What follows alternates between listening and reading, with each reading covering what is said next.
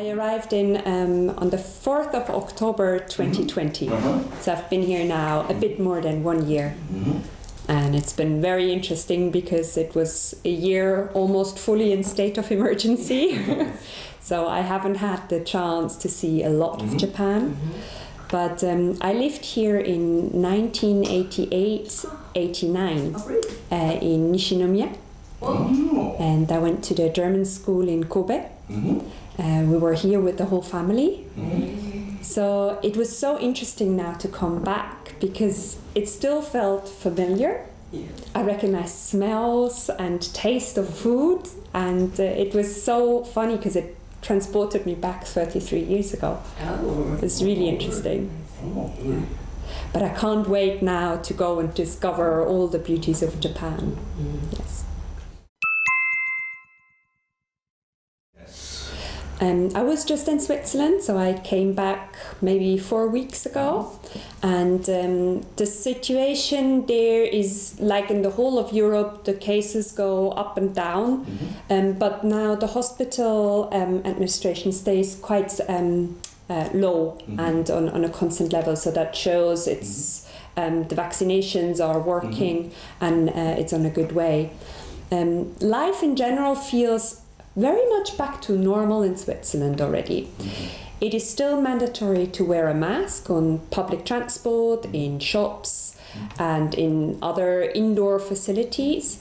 But other than that, people are moving normally, people go on holidays, so traveling is back as well, which is really good for us to see, and also good for our hotels and our restaurants to gain experience in working during the pandemic with visitors from all over the world. It is mandatory to have a vaccination certificate in restaurants, museums, and for some of events. So most people have it on the phone, and it gets checked before you go into a restaurant. And you can either get the certificate when you're vaccinated or when you test. The good news is that the Japanese vaccination certificate can now be changed into a Swiss one online. So if people want to have the certificate before traveling, they can do this online. Yes, and it becomes quite natural. You get checked, and then also inside the restaurant you do not have to wear the mask anymore because everybody who is in the restaurant has been checked with the certificate. Yes, so it's you can download an app, and then you usually have it on the phone. Yeah, the conversion from the Japanese to the Swiss certificate is online. So you need your Japanese certificate, you need a hotel booking or flight booking, so you need to be able to prove that you're actually going to Switzerland, and then you can fill it in online. It costs 30 Swiss francs. It's one time for the conversion, but then you don't have to test in the country anymore. And at the moment, Switzerland is open to all vaccinated Japanese travelers. You do not have to test before you go to Switzerland, and you do not have to go into a quarantine when you go to Switzerland. But of course, unfortunately, you have to go into quarantine when you come back. We've introduced a clean and safe label. It is a label which is used by all the tourism facilities to show to the guests that they care about the safety and to prevent the spread of the coronavirus. So this is also very good for our guests who travel to easily identify where the restaurants are that take extra care of their customers. Definitely, especially for women in their 50s, our cities are amazing. It's really, really recommended to stay a bit longer in the city and then go to the mountains, because I do understand the mountains are beautiful and hiking is great, but it's really great to combine it with a city stay. There are so many great museums to be discovered, and as you said, events to see. For example, now at the moment, if you go to Basel or to Zurich or to Montreux, for example, there are beautiful Christmas markets. And there, it's such a special atmosphere. It's cozy. You get a hot wine. You walk around. You see all the little stalls with the handcrafted things you can buy. It's really, really recommended. In Basel, for example, there's the Bayerle Museum, which is such a beautiful museum to see, and it has two of Monet's lily ponds, and the location of these two paintings is just incredible, because there is a lily pond just outside the window, so it almost feels like the painting and nature do merge. So this is something I can only recommend. Also, Lucerne is a great city to discover. It's in the middle of Switzerland, and you are so close to the mountain, so you can also wake up in the city, have a breakfast, then go up the mountain, have lunch there, go for a hike, and then in the evening go to a concert in the city again, or go to one of the museums. It's a really good thing to combine.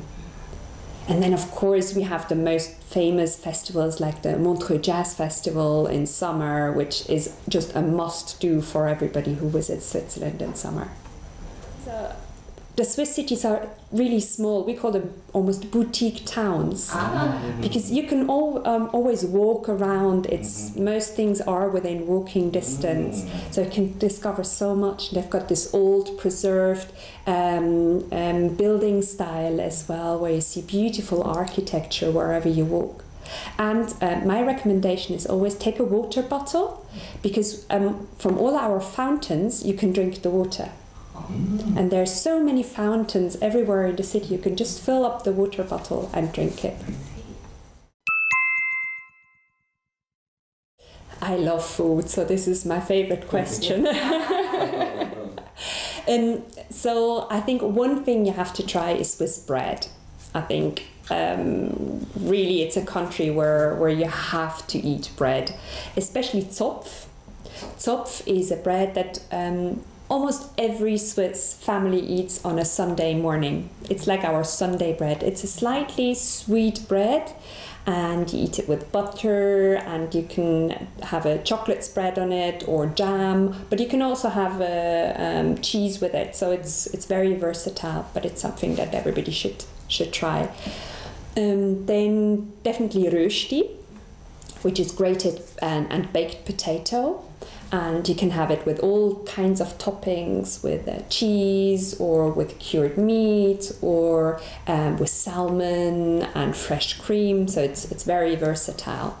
I love it with cooked veal, which is then the Zürich Schnetzlets. It's quite a difficult dish to pronounce, but it's one of my favorite dishes. Then, of course, if you're in Switzerland, you have to eat cheese, right? It's what everybody knows. So especially in winter, a raclette, melted cheese over potatoes, or a fondue, which is bread dipped in melted cheese, is one of our favorite dishes, because you eat them over a long time in good company. So we love to eat them at home with the family and friends, and take a long time, take 2 to 3 hours. You eat a bit, you talk, you drink some good Swiss wine, and it's really a very social dish that we do. Then all the cured meats, in the Griechen, the Bündnerfleisch, as we call it, is very special and very fresh, and something that you definitely have to try. Unfortunately, you're not allowed to take it back into Japan, so careful. Don't pack it into your thing. You have to eat it in Switzerland and leave it in Switzerland. And as I said, something that everybody should try is Swiss wine. Because we do fantastic wines, but we only export 1%. So 98 to 99% are drunk actually in Switzerland. So it's the best place to discover it. We've got various wine growing regions, which do different types of grapes. And we have some grapes that are only cultivated in Switzerland. So it's really worth giving it a try.